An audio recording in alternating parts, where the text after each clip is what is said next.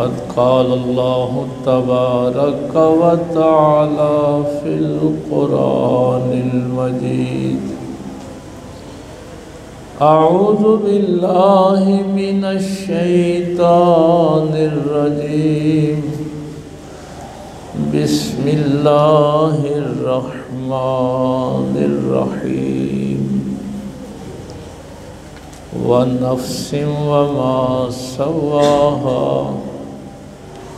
फ़अल्हमहा फ़ुजूरहा व तक़वाहा क़द अफ़लह मन ज़क्काहा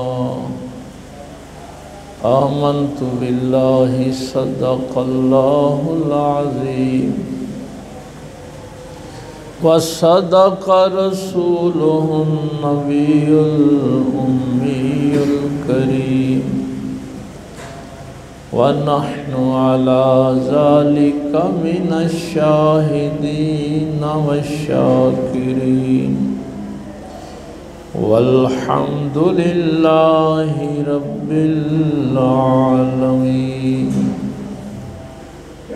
क़ाल अल्लाहु तबारक व तआला फ़ी शानि हबीबिही मुख़बिरन व आमिरा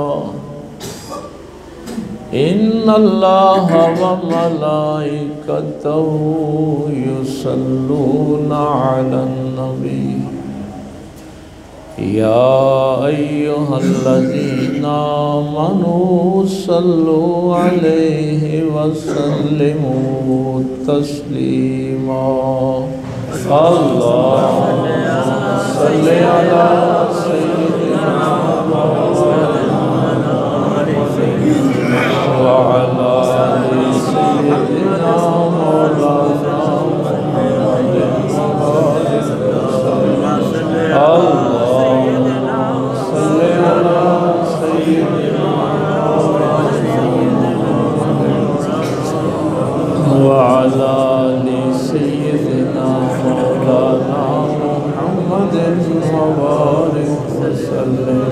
अल्लाहुम्मा सल्लि अला सय्यिदिना मौलाना व अला आलि सय्यिदिना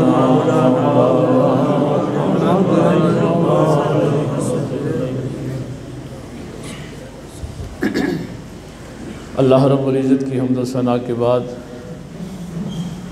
और पाक पैगम्बर सल्लल्लाहु अलैहि वालैहि वसल्लम पे हदिया दुरूद व सलाम पेश करने के बाद नहायत वाजिबुल एहतराम मुअज़्ज़ज़ सामाईन, बुज़ुर्गों, दोस्तों, अज़ीज़ भाइयों, गुफ्तगू तो हमारी बनी इसराइल की कुरानी तारीख़ के हवाले से चल रही थी। तो आज चूँकि हज़रत साहब का उर्स मुबारक था तो उस हवाले से मैंने ये चंद आयात आपके सामने रखी है। वो मौजू इंशाअल्लाह चलता रहेगा। अल्लाह ताला ने बहुत सी कस्में उठा के वश्शम्सि वदुहाहा वल्क़मरि इज़ा तलाहा वन्नहारि इज़ा जल्लाहा वल्लैलि इज़ा यग़शाहा, ये सूरज की, चाँद की, आसमानों की, ज़मीन की, ये सारी कस्में उठा के अल्लाह ने सिर्फ़ एक बात आपको समझाई कि तुम गुम हो जाते हो इस कायनात में, लेकिन तुम गौर नहीं करते कि सूरज, चाँद, सितारे, ज़मीन, दरिया, समंदर, आसमान, ज़मीन, सब की कस्में उठाई हैं और फरमाया है व नफ्सिन व मा सव्वाहा। इंसानी नफ्स की आज़मत जो है वो बयान की कि कसम है इस नफ्स की और इसके पैदा करने वाले, इसको मुसावी करने वाले। बराबर करने वाले। फ़अल्हमहा फ़ुजूरहा व तक़वाहा, फरमाया क्या नफ्स हमने इंसान का तख्लीक किया है कि उसके सामने दोनों राहें रख दी। वो रुक कर भी चल सकता है और बेबाक हो के भी चल सकता है, गलत रास्ते पे भी जा सकता है, नेकी के रास्ते पे भी जा सकता है।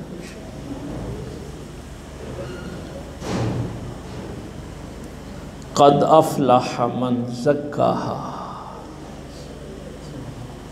बस नफ्स सिर्फ वही कामयाब होगा जिसने अपने आप को आरास्ता कर लिया, तज़किया कर लिया, पाकीज़ा कर लिया। क़द ख़ाब मन दस्साहा, और वो खाक में मिल गया, बर्बाद हो गया जिसने अपने नफ्स को गंदा कर लिया। तो अल्लाह कायनात की कसम इसलिए उठा रहा है और एक एक चीज़ की कसम उठा रहा है कि नफ्स इंसानी इस कायनात से बड़ा बनाया है, इसकी वसाअत बड़ी बनाई है।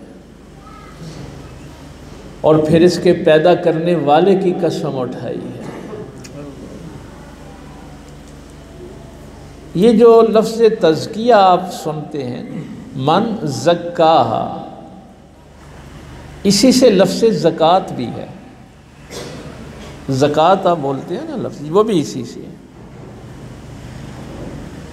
अरबी ज़ुबान में ज़कात का माना है ग्रोथ, बढ़ोत, यानी आरास्ता कब होगा नफ्स, जब उसमें इर्तिका आएगा। और भाई जमूद से तो कोई आरास्ता नहीं होता ना, अगर कोई चीज़ जमूद का शिकार है तो वो आरास्ता नहीं होता।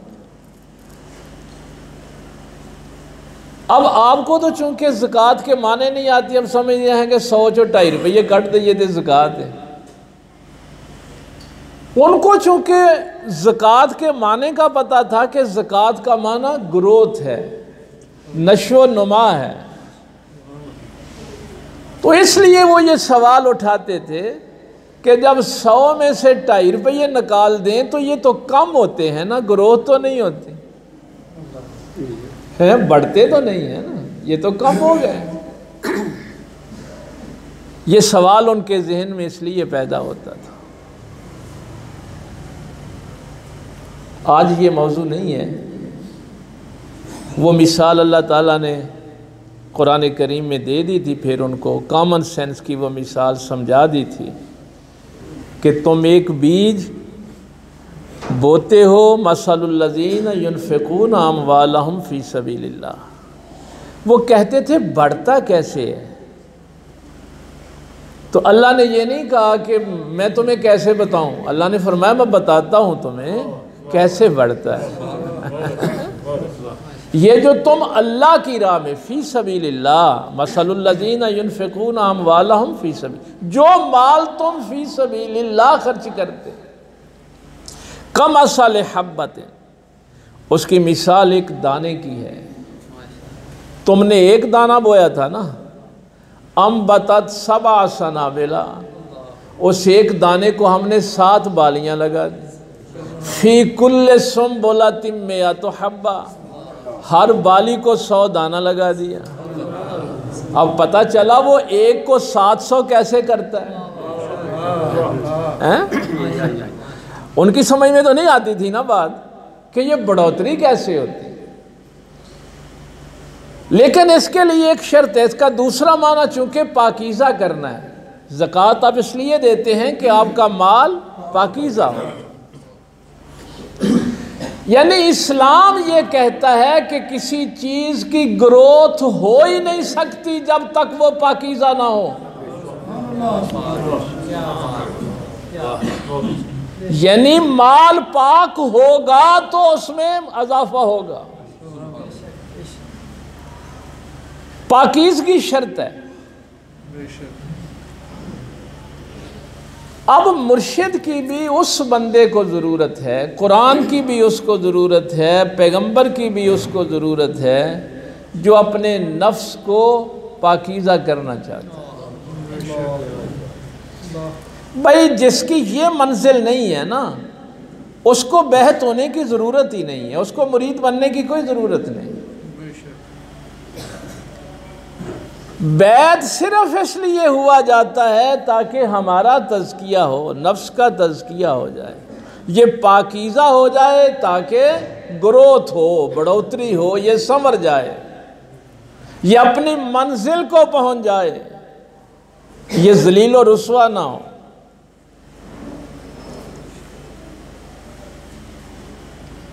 अब ये जो नफ्स की गंदगी है ये अकायद से शुरू होती है।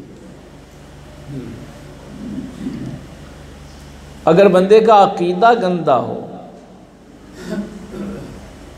तो उसके आगे सारे आमाल बर्बाद हो जाते हैं। अकीदे में बुनियादी अकीदा तौहीद है। इस्लाम का जो बुनियादी अकीदा है वो तौहीद है। बाकी हर चीज़ इसी अकीदे के साथ जुड़ी हुई है। कुरान करीम में अल्लाह ताला ने पाक पैगंबर सल्लल्लाहु अलैहि वसल्लम का 4 दफ़ा नाम लेके जब जिक्र किया, आप हैरान होंगे। वमा मुहम्मदुन इल्ला रसूल, चौथा पारा। सूरा फतह के आखिर में फरमाया मुहम्मदुर रसूलुल्लाह। ख़त्म की आयत में आप क्या पढ़ते हैं? मा काना मुहम्मदुन अबा अहदिम मिन रिजालिकुम वलाकिन रसूलुल्लाह। और कलमे में भी क्या पढ़ते हैं? मुहम्मदुर रसूलुल्लाह। अब मोहम्मद सल्लल्लाहु अलैहि वसल्लम काबिले एहतराम क्यों हैं? इसलिए कि वो अल्लाह के हैं।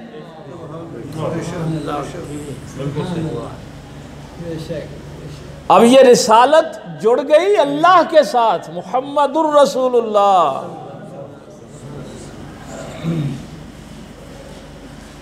ये कुरान करीम की बातें आपके सामने रख रहा हूँ।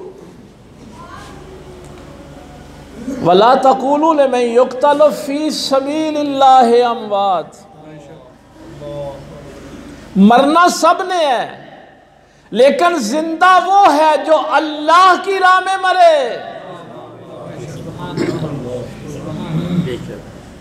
वली काबिल एहतराम क्यों है? वली अल्लाह, इसलिए कि वो अल्लाह का है, शहीद अल्लाह का है, रसूल अल्लाह का है।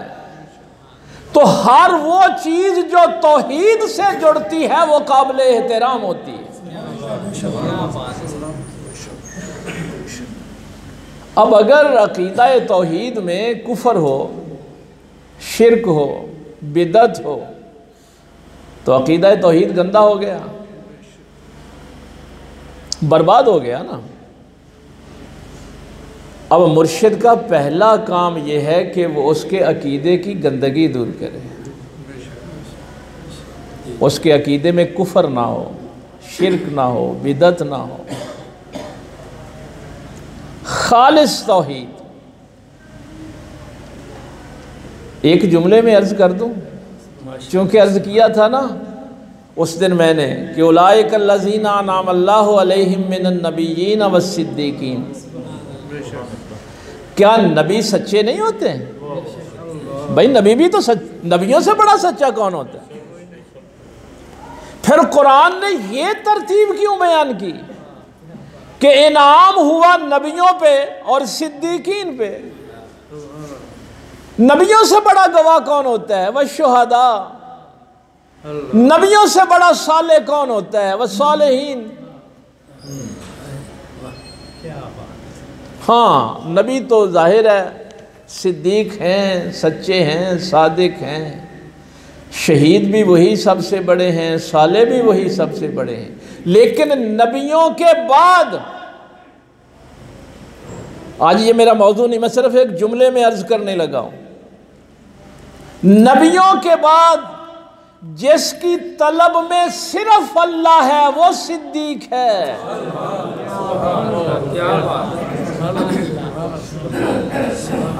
तालबे मौला,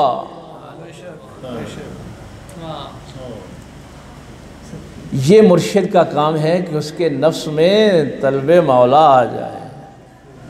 कुफर और शिरक और बिदत, देखिए शैतान के बड़े रूप होते हैं,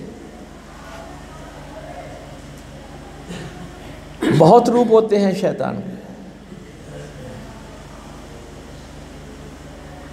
एक मैं आज इतना वक्त नहीं था कि मैं कोई वाक़या अर्ज करता, लेकिन वो चलो आ गया जहन में।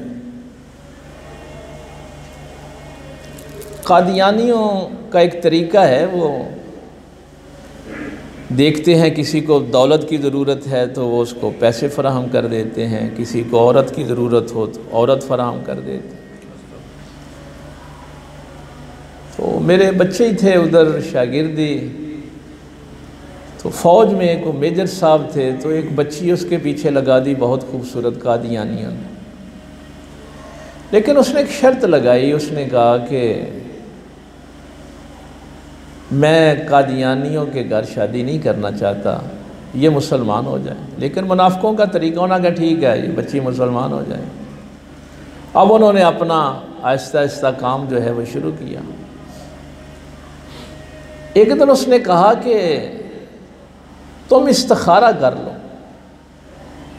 कि मिर्ज़ा सच्चा नबी है या झूठा नबी है। तो इस्तिखारे में तो अल्लाह इशारा करता है ना, बेशक। तो तुम इस्तिखारा कर लो। देखिए शैतानी वसवसे, उसने कहा हाँ ये ठीक है। इस्तिखारा किया, ख्वाब में क्या देखता है कि मिर्ज़ा बैठा हुआ है, उसके इर्दा गिर्द लोग बैठे हुए हैं, उसकी नबूवत के कलमे पढ़े जा रहे हैं। मरज़ई हो गया, कादियानी हो गया। उसने कहा अब तो मैंने अल्लाह से मशवरा कर लिया है। अगर कोई उसको समझाने जाता तो वो कहता मैं अल्लाह की मानूं कि मौलवी की मानूं। ये आपको बताने लगा हूं कि मुर्शिद कितना ज़रूरी है। बस एक दिन फिर कोई मुर्शिद मिल गया, उसने कहा वही जुमला, उसने कहा मैं, और उसने बहुत सी फैमिलीज़ आगे कादियानी बना दी कि देखिए मैंने इस्तिखारा किया, अल्लाह ने मुझे इशारा किया खाओ।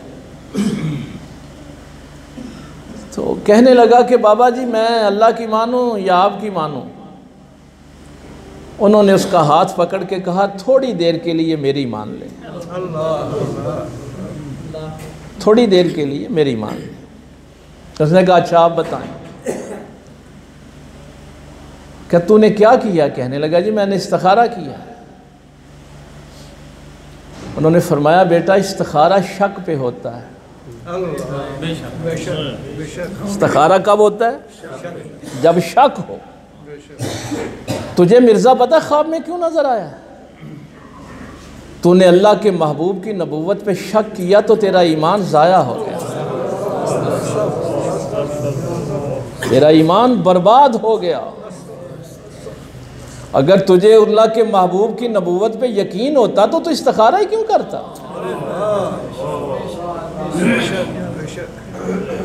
उस इस्तिखारे की वजह से जब तू तेरे अंदर शक पैदा हुआ तो तेरा ईमान बर्बाद हो गया।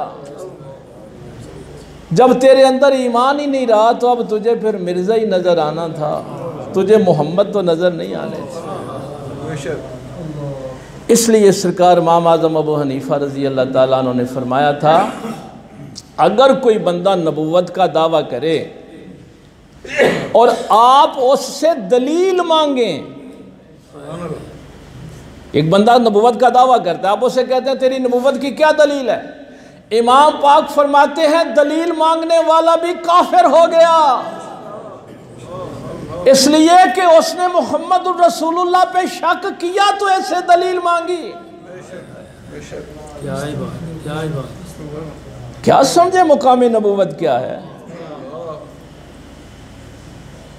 इसलिए ये कुफर, शिरक, गुस्ताखी, बिदात इन तमाम चीज़ों की पाकीज़गी के लिए मुर्शिद की ज़रूरत होती है।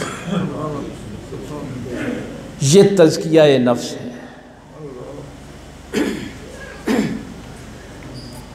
इसमें एक बात ज़हन में रखना,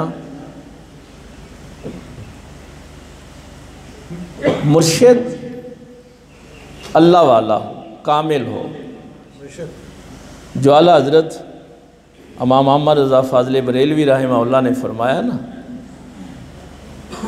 कि उसका सिलसिला मुत्तसिल हो पाक पैगंबर सल्लल्लाहु अलैहि वसल्लम।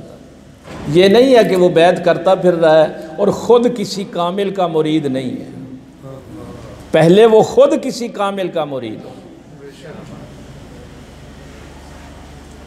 फासक मुअलन ना हो, एलानिया गुनाह ना करने वाला हो। ये भी आजकल बदबख्ती है ना कि लोग एलानिया गुनाह करते हैं, एलानिया मजाक उड़ाते हैं शरीयत का, और हम उनकी बैत हो जाते हैं, उनको वली अल्लाह समझना शुरू कर देते हैं। अल्लाह रसूल का गुस्ताख अल्लाह का वली कैसे हो सकता है?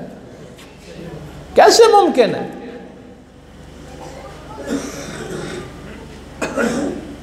और इतना उसके पास इल्म हो कि वो अपनी ज़रूरत के मसले किताबों से ख़ुद निकाल सके,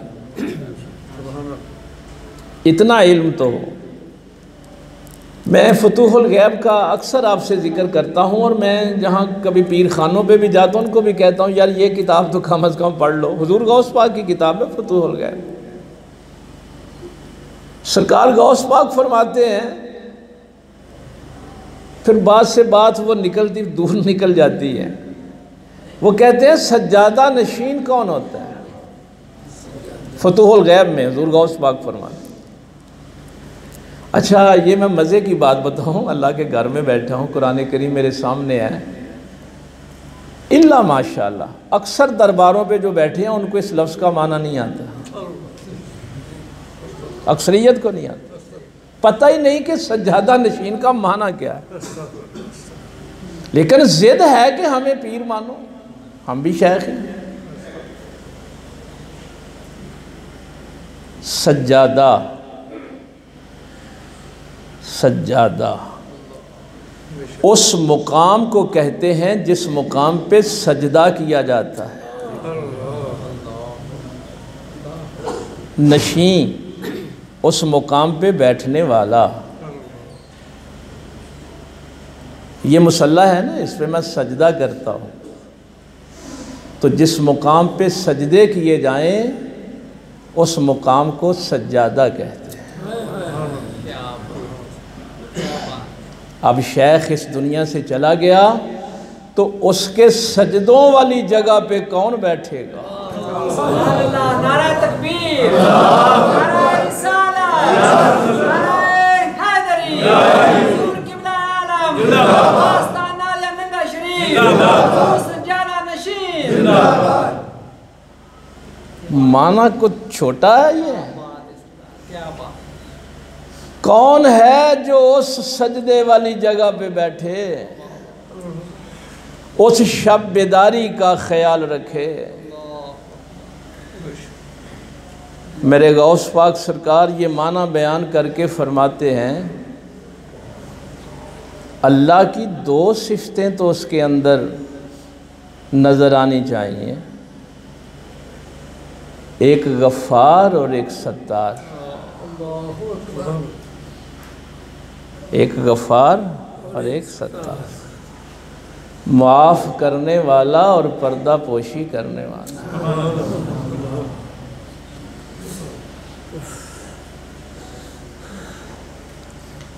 आजकल तो मरीदा नूं ना पीरां कोल इस गल्लों में झिड़कां पैंदियां कि तू मैनूं नज़र न्याज की दी है। हाय हाय, मेरे बचपने का ये वाक़या है। एक बड़े शेख उधर हमारे आए हुए थे, हज़रत साहब किबला से गुफ्तगू कर रहे थे, तो सरकार फरमाने लगे, मेरे मुर्शिद करीम सूफ़ी मोहम्मद सादिक रहमहुल्लाह ने मुझे ये फ़रमाया था कि बेटा अगर कोई हदिया दे तोहफा दे तो मुट्ठी बंद करके, ताकि कोई दूसरा उसको ताना ना दे कि इसने हदिया थोड़ा दिया है। किस हद तक पर्दा पोशी का ख्याल करना, और अगर किसी को देना है तो भी इसी तरीके से। तो हुज़ूर गौस पाक फरमाते हैं, देख लिया करो कि जो अपने आप को सज्जादा नशीन कहता है वो सजदों का ख्याल करता है कि नहीं करता। जिसको अल्लाह की बारगाह में सजदा करने का सलीका नहीं है वो सज्जादा नहीं होता, वो उस मुकाम से वाकिफ़ ही नहीं होता। फ़वाइदुल फ़वाइद में हुज़ूर ख्वाजा निज़ामुद्दीन औलिया महबूब इलाही सरकार ने भी यही जुमला लिखा है। ख्वाजा साहब फरमाते हैं, मैंने बाबा जी फरीदुद्दीन मसूद गंज शकर रहमहुल्लाह से पूछा था, बाबा जी दरवेश किसे कहते हैं? पता नहीं है, किसी दिन मैंने आपको मंजिलें बताई थी या नहीं, कि आप पैदा होते हैं तो बनी आदम हैं, आप आदम हैं ना, आदमी हैं। आदमी से इंसान का सफ़र और है, और इंसान से फिर अब्द का सफ़र और है। आदमी नहीं रहना, इंसान बनना है, और इंसान से फिर अब्द का सफ़र इख्तियार करना है, जिसके लिए अल्लाह ने पैदा किया है। तुम्हारे पैदा करने का मकसद कि अब्द बन के रहो। ख्वाजा निज़ामुद्दीन औलिया महबूब इलाही सरकार फरमाते हैं, जब मैंने बाबा जी से पूछा, बाबा जी दरवेश किसे कहते हैं? बाबा फरीद सरकार ने फरमाया, बेटा निज़ाम, पर्दा पोशी का नाम दरवेशी है।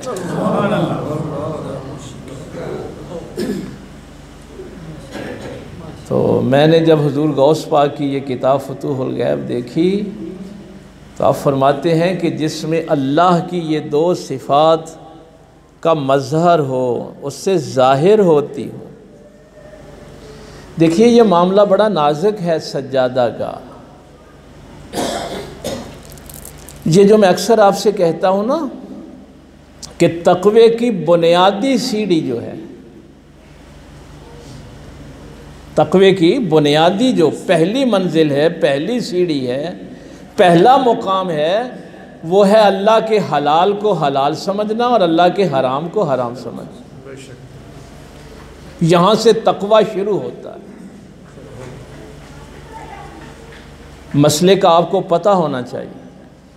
अगर किसी ने हराम को हराम समझकर इस्तेमाल किया तो वो गुनाहगार है, वो गुनाहगार है, गुमराह हो जाएगा।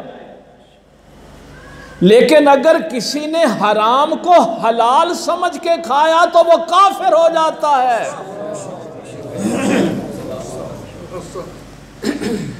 अल्लाह किसी चीज को हराम कहे और बंदा कहे कि ये हलाल है, ये बड़ा नाजुक मामला है। अल्लाह के वाजिबात को अगर कोई मजाक उड़ाता है, असी कदी सारी नमाजा नहीं पढ़ी, नमाज किसने कहा है? अकीमुस्सलाह, खालिक का हुक्म है। ये 5 वक़्त की नमाज तो सिर्फ तेरे मुसलमान रहने के लिए। जैसे हलाल और हराम में अल्लाह के हलाल को अगर कोई हराम कह दे, वो भी अपने ईमान की फिक्र करे।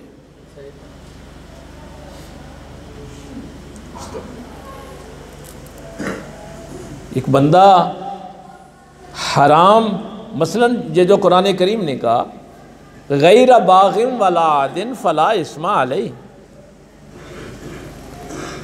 मसलन एक बंदा खिंजीर का गोश्त खा लेता है, मर रहा है, जिंदगी के लाले पड़ गए, तो उसने इतना सा खा लिया जिससे उसकी ज़िंदगी बच जाए। ये आयत सुना रहा हूँ आपको, लेकिन शर्त यह है कि वो दिल में उसको बुरा समझे। जिंदगी बचाने के लिए भी खा रहा है तो क्या उसको हराम समझे, उसकी तरफ रगबत ना हो, और सिर्फ इतना सा ले जिससे उसकी जिंदगी बचे। इसको रुखसत कहते हैं। ये इस्तिलाह पहले भी मैंने आपको रुखसत और अजीमत की बताई हुई। यानी अगर जिंदगी बचाने के लिए भी थोड़ा सा हराम उसने खाया है तो शर्त क्या है कि हराम को हराम समझ के खाए, हलाल समझ के नहीं खा सकते। इसी तरह अल्लाह ताला के अहकामात का मजाक उड़ाना, और रोजा जी की, और रोजा तो जी नहीं, शरीयत किसकी है? अल्लाह की। शरा लकुम मिनद्दीन मा वस्सा बिही नूहम वल्लज़ी औहैना इलैका मा वस्सैना बिही इब्राहीम व मूसा। ये वो शरीयत है जिसकी वसीयत नूह को भी की गई, इब्राहीम को भी की गई।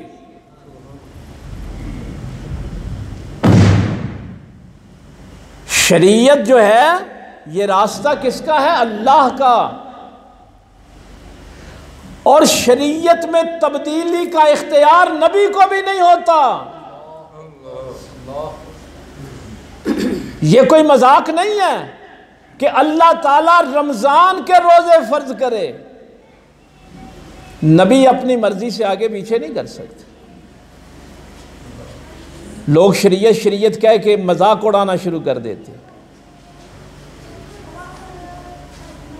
अल्लाह के अहकामात का मजाक उड़ाने वाले शेख नहीं होते, बेगैरत होते हैं, शैतान होते हैं। शेख का सिर्फ काम यह है कि वो तुम्हारे कल्ब से कुफर, शिरक, बिदत, ये सारी चीज़ें अकीदे से पाकीज़ा करते और दिल को तालिबे मौला बनाए। इस दिल की यही एक हकीकत है कि ये तालिबे मौला हो।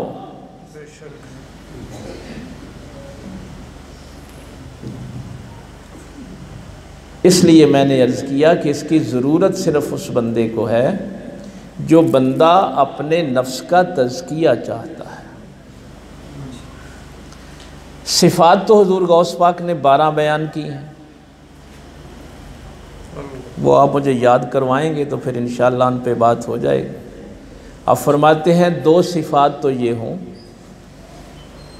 कि मुआफ़ करने वाला हो और ऐबों पे पर्दा डालने वाला हो, और 2 सिफ़ात पाक पैगंबर सल्लल्लाहु अलैहि वसल्लम की हो, रफ़ीक हो और शफ़ीक हो, नरम दिल हो और मेहरबान हो। 2 मौला अली वाली सिफ़ात, आलिम हो और शुजा हो, बेइल्म से ज़्यादा नशीन नहीं होता। आलिम हो और शुजा हो, हक बात करने का वक्त आए तो डर न जाए। नारे तकबीर, नारे तकबीर, नारे रिसालत, नारे हैदरी, हुजूर क़िबला आलम। आजकल तो यकीन जानिए मैंने यहाँ तक भी देखा है, उलमा को भी, पीरों को भी, और यार है मेरे मदरसे नूं चंदा वावा देंदा हुण इनू की आखिए कि नाराज़ ना हो जाए हैं? वो शुजा नहीं होता। ए मुरीद पैसे बहुते देंदा कि नाराज़ ना हो जाए। वो सज्जादा, उसको सजदों का ख्याल नहीं होता, वो नफ्स का गुलाम है। नफ्स के गुलाम से ज़्यादा नशीन नहीं होते। इसलिए मेरे गौस पाक सरकार फरमाते हैं कि सबसे पहले तो वो अपने शेख के, अपने कामिल शेख के सजदों का ख्याल करे कि जिस मुकाम पे वो अल्लाह की बारगाह में सजदा रेज़ होते थे उसको भी सजदा रेज़ी का सलीका आता हो, शऊर आता हो। तो अगर वो खुद ही किसी कामिल से तरबियत याफ्ता नहीं है, मैं एक मिसाल आपको अर्ज़ कर दूँ अपने हज़रत साहब क़िबला की, बढ़िया मिसाल है। लोग आजकल भी मुझसे ये पूछते हैं, चूँकि मेरा तो आप लोग जानते हैं कि ख़त्म नबूवत के प्रोग्राम होते हैं, हम देवबंदियों के पास भी, अहले हदीसों के सबके पास जाते हैं और सबको दावत देते हैं दीन की। ये फ़िक्र जो है हमारी ज़ाहिर है बड़ी फ़िक्र है, तौहीद की फ़िक्र ही बड़ी फ़िक्र है। तो किसी ने कहा कि सरकार ये जो शिया सुन्नी का इतना बड़ा झगड़ा है ये कैसे हल होगा। सुन्नी कहते हैं कि हमारे खलीफा अव्वल हज़रत अबू बकर सिद्दीक़ रज़ी अल्लाह ताला अन्हु, शिया कहते हैं कि नहीं हज़रत अली बिला फसल हैं, पहले खलीफा हैं और उनके साथ ज़्यादती हो गई, पहले खुलाफा ने उनके साथ ज़्यादती की। यहीं से झगड़ा जो है वो आगे बढ़ता जाता है और आज तक लड़ रहे हैं आपस में मुसलमान। वो अलहदा बात है कि इस्राइल वाले जब मारते हैं तो वो नहीं देखते कि ये सुन्नी है या शिया है, वो तुम्हें मुसलमान समझ के मारते हैं। अलबत्ता ज़ाहिर है आज देखिए पूरी अल कुफ्र मिल्लतुन वाहिदा, सारे कुफार इस्राइल के पीछे खड़े हैं और हमारे 33 ममालिक के सफारती तल्लुकात हैं इस्राइल के साथ और किसी ने अपना सफ़ीर भी वापस नहीं बुलाया। मुसलमान की पुश्त पे खड़ा नहीं है, लेकिन अल कुफ्र मिल्लतुन वाहिदा, सरकार ने फरमाया था काफिर तो एक ही मिल्लत है, वो सब इस्राइल के पीछे खड़े। बहरहाल वो मैं जुमला आपको अर्ज़ करने लगा। सरकार फरमाने लगे तुम्हारा क्या ख्याल है, हज़रत अली से ज़्यादती हुई, खिलाफत उनका हक था नहीं दी गई। कहने लगे हाँ जी। तो फरमाने लगे हज़रत अली मदीना पाक में मौजूद रहे या कहीं चले गए थे। कहने लगे जी मदीना पाक में रहे, इमाम हसन भी मदीना पाक में ही रहे, इमाम हुसैन भी मदीना पाक में ही रहे। हज़रत अली ने कभी अबू बकर को गाली दी हो? मौला अली भाई आप कहते हैं ना कि उनकी खिलाफत का मामला था, सरकार फरमाते थे कोई बंदा ये तो बताए कि अली ने कभी अबू बकर को बुरा भला कहा हो, इमाम हसन ने कभी उनको बुरा भला कहा, इमाम हुसैन ने कभी उनको बुरा भला कहा। तो जब सरकार, ये जुमला मैंने भाई सलीम साहब को पता, किले कालर वाले में भी मैंने उलमा की महफिल में कहा था, मैंने कहा था हम तो अली के दर पे बैठे हैं, हम तो अली के दर पे बैठे हैं ना। ये मौला अली ने हमें सलीका बताया है, किसी को गाली नहीं देनी, किसी को बुरा भला नहीं कहना। अगर तुम भी अली वाले हो तो तुम अबू बकर को बुरा नहीं कह सकते, तुम उमर को बुरा नहीं कह सकते। बल्कि उस्मान गनी रज़ी अल्लाह ताला अन्हु के घर की पहरेदारी कौन कर रहा था? इमाम हसन और इमाम हुसैन कर रहे थे। पानी लेके मौला अली आ रहे थे। सरकार अबू बकर सिद्दीक़ रज़ी अल्लाह ताला अन्हु का बेटा मोहम्मद बिन अबी बकर 4 साल का यतीम रह जाए तो उसकी परवरिश मौला अली करते हैं। अस्मा बिनते उमैस बेवा हो गई हज़रत अबू बकर सिद्दीक़ की बीवी, उनको अपनी ज़ौजियत में लिया। वो करो जो अली करते थे, हैं? लेकिन ये तो कोई शुजा ही कर सकते। गौस पाक सरकार फरमाते हैं आलिम भी हो और शुजा भी हो, क्या बात है। अगर इल्म नहीं है तो भी सजादा नशीन नहीं, अगर शुजा नहीं है तो फिर भी सजादा नशीन। असल में लोगों ने इसको ना कारोबार बना लिया, लोग समझते हैं ये कमाई का जरिया है। भाई जिसका अपना नफ्स का तज़किया नहीं है वो किसी दूसरे का क्या करेगा।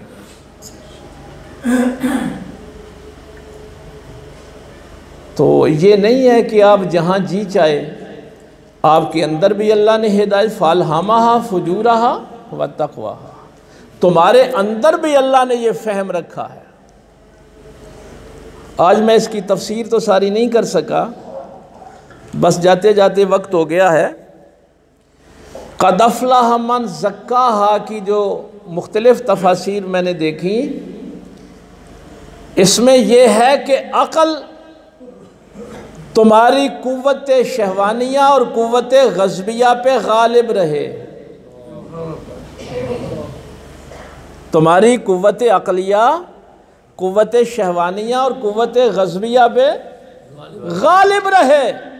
अगर कुव्वत शहवानिया और कुव्वत ग़ज़बिया गालिब आ गई तो फिर आगे है क़द ख़ाब मन दस्सा, वो बर्बाद हो गया जिसकी ये दो कुव्वतें उसकी अकल पे गालिब आ गई। लेकिन मामला यहाँ ख़त्म नहीं हुआ। यह इमाम ग़ज़ाली की किताब में मैंने ये ट्रायंगल देखी थी, ऊपर कुव्वत अक़लिया है, नीचे कुव्वत ग़ज़बिया और कुव्वत शहवानिया। अकल इन पे गालिब रहेगी तो ये फरिश्तों से बड़ा है, और अगर ये दोनों चीज़ें अकल पे गालिब आ गई तो जानवरों से बदतर है। लेकिन बात अभी भी ख़त्म नहीं हुई। कुव्वत ग़ज़बिया, कुव्वत शहवानिया अकल के नीचे हूँ और अकल मुहम्मदुर रसूलुल्लाह के नीचे हो। ये नहीं है कि अकल जिधर जी चाहे फिरती रहे। क्या बात है, क्या बात। अगर अकल शरीयत पैगंबर के नीचे है और बाकी जज्बात इस अकल के नीचे हैं, फिर मुफस्सिरीन ने लिखा है कि अल्लाह की आयत कह रही है कि वो कामयाब हो गया, उसने अपने नफ्स का तज़किया कर लिया।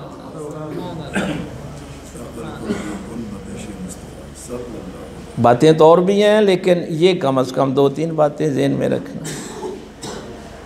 तो खुतबा यानी आपकी कुव्वत ग़ज़बिया और कुव्वत शहवानिया, अब वो भी ज़हन में रहे ना, ये एक सीक्वेंस होता है गफ़ार और सत्तार का, है रफ़ीक और शफ़ीक का, आलिम और शुजा का। तो अब वक्त नहीं रहा,